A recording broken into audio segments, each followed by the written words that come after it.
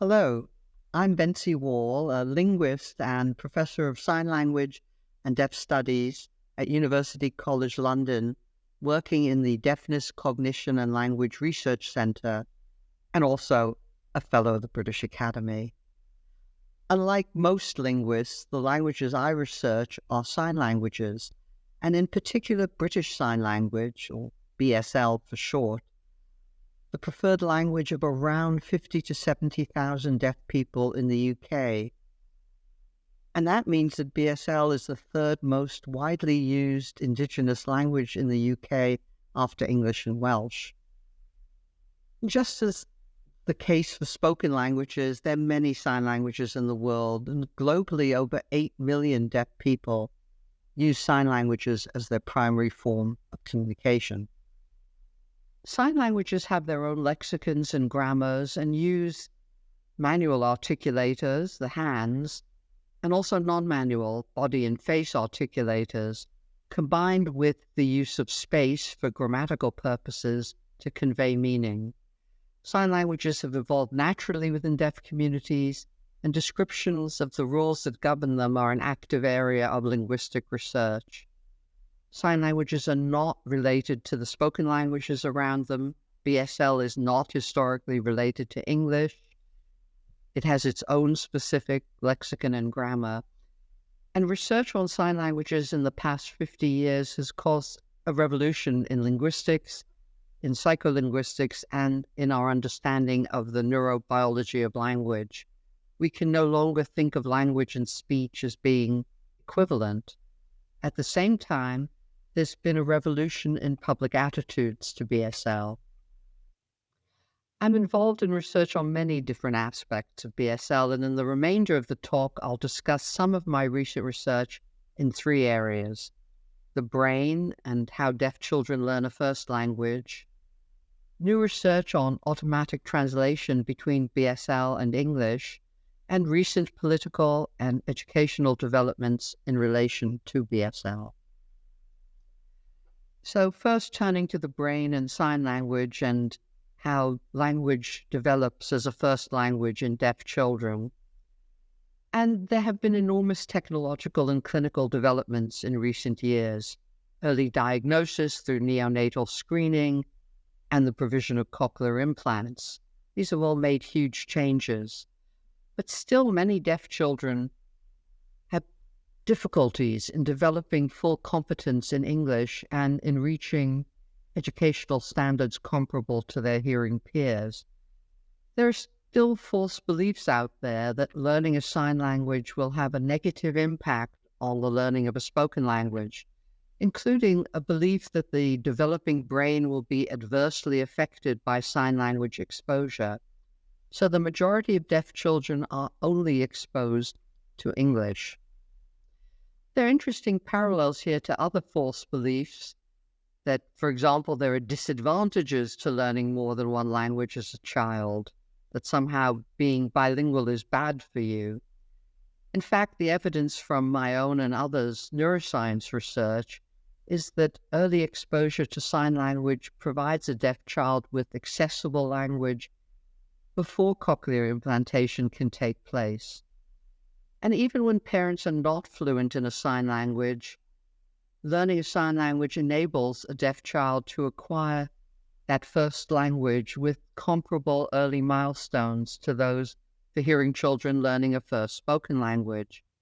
And research has shown it has no effects that are negative on the brain or on subsequent development of spoken language.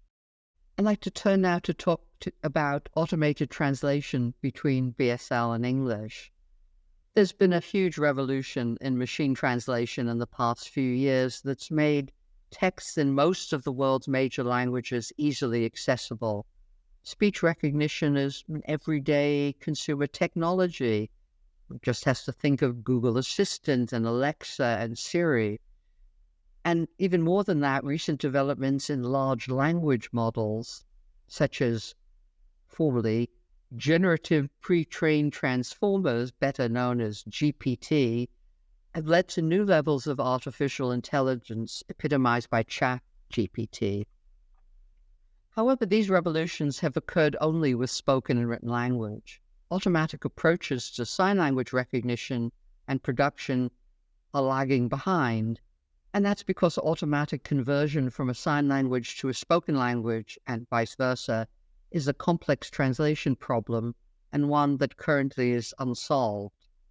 We've been working in collaboration with computer vision scientists on creating the world's first machine-readable data set of a sign language to be used for automated translation between BSL and English, and to provide automated tools to speed up the work of linguists in undertaking analyses of BSL and other sign languages.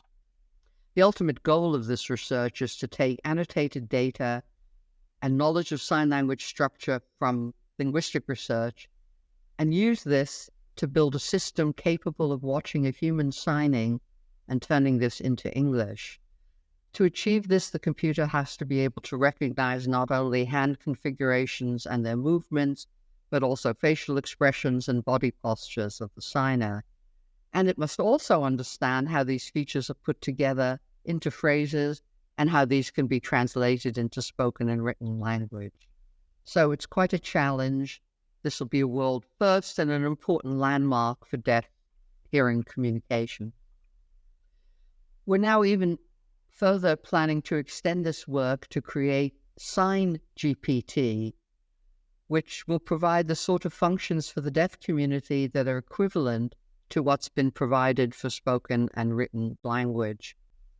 This outcome will greatly enhance communication between deaf and hearing people, enabling full access to today's information society. Well, all of these are related to changes in society, and looking back to the time I began researching BSL in the late 1970s, it had not been used in the education of deaf children since the 1890s, when it was banned from classrooms, although most deaf children learned BSL outside the classrooms because they attended residential schools for the deaf. Deaf adults were active organizers and participants in local, national, and international deaf communities and their activities, but BSL had no public presence. It wasn't seen on television. There was no profession of BSL English interpreting. Interpreting was for the most part provided by hearing people from deaf families who'd grown up with English and BSL. There were no opportunities for either deaf or hearing people to learn BSL. There was no Disability Discrimination Act, so all of these things were perfectly legal. And so I'd like to finish by talking about two of the most recent developments that are changing that picture from 50 years ago. The first is the BSL Act 2022, in which British Sign Language was recognized as a language of England, Wales, and Scotland. The Act states, among other stipulations, that the Secretary of State must provide guidance about the promotion and facilitation of the use of BSL, including advice for relevant government departments, advice on best practice for communicating with British Sign Language users, both when interacting with individuals and when communicating with the public at large. And government departments are required to report on how they're promoting and facilitating the use of BSL. In parallel with the passing of the Act, the Department of Education had begun work in 2018 on the development of a GCSE in BSL. I served as one of 3 members of a working group charged with developing the curriculum and course content. Consultations went out last summer in 2023, and the GCSE has been approved by the Minister and is due to launch in autumn 2025, sitting alongside other modern languages as an option both for hearing and for deaf students. It's too early to assess the take-up of BSL as a GCSE subject, but it's expected to be a popular choice, and we plan to undertake research on the teaching and learning of BSL as a second language in schools once the course is underway. So what does the future hold? I spoke in a podcast 2 years ago about both positive and negative pressures on BSL. On the one hand, there's been a decrease in opportunities for deaf children to use sign language with other deaf children because of the shift to mainstream education, where there may be only one deaf child in a school who must interact via an interpreter or communication support worker. At the same time, there's been a great deal of increased interest from the public in BSL and the deaf community, with deaf contestants on Strictly Come Dancing and the Great British Bake Off, and much increased visibility of BSL in public contexts, including provision of BSL English interpreting on broadcast media and on the internet. All these have increased demand from the hearing community to study BSL, and the positive attitudes of the hearing community have increased the pride of the deaf community in their distinctive language and culture. It's to be hoped and expected that sign languages will continue to be living languages into the future. Thank you.